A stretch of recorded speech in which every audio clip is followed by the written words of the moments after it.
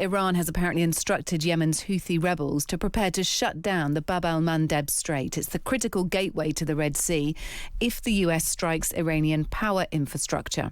With the Strait of Hormuz already pretty much closed, a simultaneous shutdown of both major oil routes would paralyse global energy markets and plunge the world into an unprecedented crisis. So exports from places like Saudi would be heavily affected by this. In an interview with Fox News, Donald Trump said he was prepared to hit Iranian civilian infrastructure if the regime doesn't reopen talks. I'll save the energy targets for last, but ultimately we'll hit energy targets, yeah. But we're going to hit them very hard tonight. We're going to hit them very hard tomorrow night. We're going to hit them very hard the night after. And then next week it gets really bad for them because next week comes the power plants. Next week comes the bridges.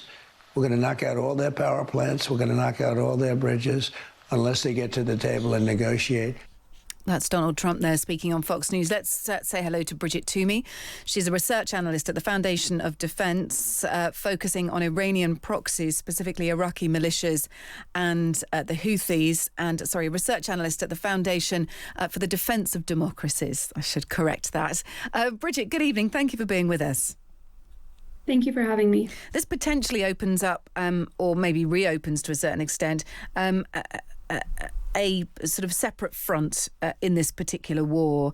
And it comes after Donald Trump's repeated threats, doesn't it, to hit Iranian infrastructure, to hit Iranian power plants, to cause damage to any method of export at all. Just give us a bit more detail. Explain why this is so important. Yes. So the Islamic Republic has learned that by threatening or following through on threats to expand this conflict, they may be able to pressure President Trump, or they hope they can pressure President Trump to back down. So Bab el-Mandeb it has always been an important maritime choke point, but as you mentioned, with oil flows choked through the Strait of Hormuz, Saudi Arabia in particular has been increasing exports via the Red Sea. Looks like they're sending about 70% of their oil exports through the Red Sea, through Bab el-Mandeb. And the Houthis are poised on the coast of the Red Sea, and they can easily threaten commercial shipping and shut that critical route off. Yeah, and just sort of tell us about the geography of this for someone wanting to kind of picture how these waterways work on the global map. Just sort of give us the geography of this. Yeah, so on the other side of the Arabian Peninsula, from the Persian Gulf, you have the Red Sea, and at the southern end of the Red Sea is Bab el-Mandeb, which is a very narrow choke point, and the Houthis sit on most of Yemen's western coast, which borders the Red Sea, and that coastal perch gives them an easy access to the Red Sea, where they have previously targeted shipping. They can do that with anti-ship missiles, they can do that with drones, they can do that with small craft. So they sit near that choke point, but also just along the coast, enabling them to target kind of a range of shipping, the critical passageway, as well as Saudi Arabian ports. Do we know how much, whether it's percentage-wise or whether it's otherwise, how much damage it will cause if the Bab el-Mandeb Strait is closed in terms of exports? So the most recent export numbers that I've seen is roughly 7% of oil or energy shipments are going through Bab el-Mandeb.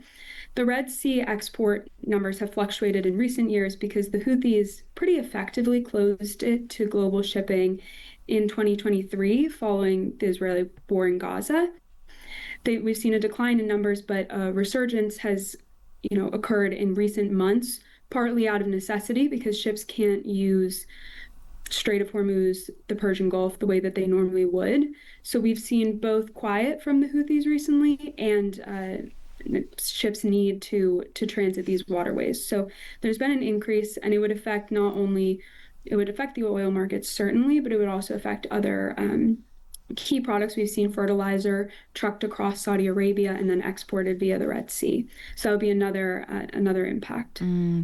Have we heard from Saudi Arabia in this at all? They must be incredibly concerned. They'll also presumably be trying to lean on Donald Trump as well. So Saudi is certainly concerned about their export abilities, but the Houthis in Saudi Arabia have been engaged in a bit of an escalatory cycle in recent days.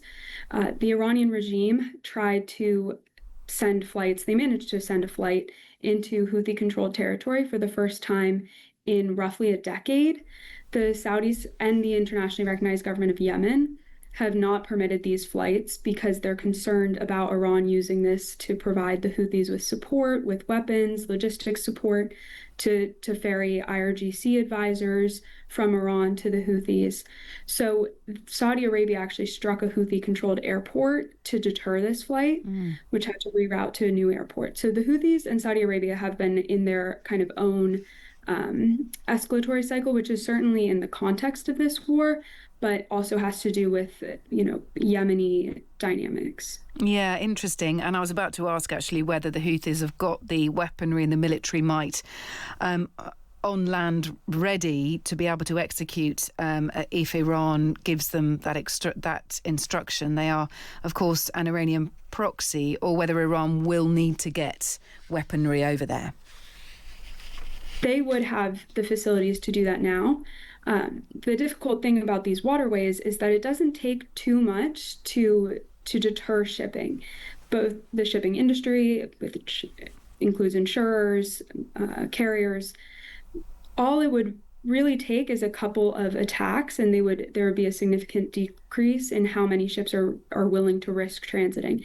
And that could be through drones, which they have. They still likely have anti-ship systems. They've used those last year, as recently as last summer. But even small craft, we've seen this with, Somali pirates. Even when you send out small craft with armed men, it can really do damage to ships, and it can do damage to confidence of shippers. I was just reading today that Yemen's Houthi leader Abdul Malik al-Houthi said today all Saudi oil and other vital facilities would be targets for the group's missiles and drones if Riyadh involved itself in what he described as comprehensive aggression against Yemen and moved towards escalation. So you've got it biting from both sides here, effectively, in what appears to be an increasingly delicate situation. So, this isn't necessarily a story for next week. This isn't a push button in emergency that Iran may execute if Donald Trump continues or follows through on his threats to heavily try and restrict energy exports or, damage anything Iranian. This is already a mini conflict going on now, effectively. This is not just a warning for next week, effectively. Yes, the Houthis and Saudi Arabia in particular is a hot button right now, and then their broader threats to the region it's a threat now, and it could become a live flashpoint at any time. Well, look, thanks for being with us. Really appreciate your time. Bridget Toomey, who's a research analyst at the Foundation for Defence of Democracies, focusing on Iranian proxies, specifically Iraqi militias and the Houthis as well. It's good to speak to you. Thank you for being with us.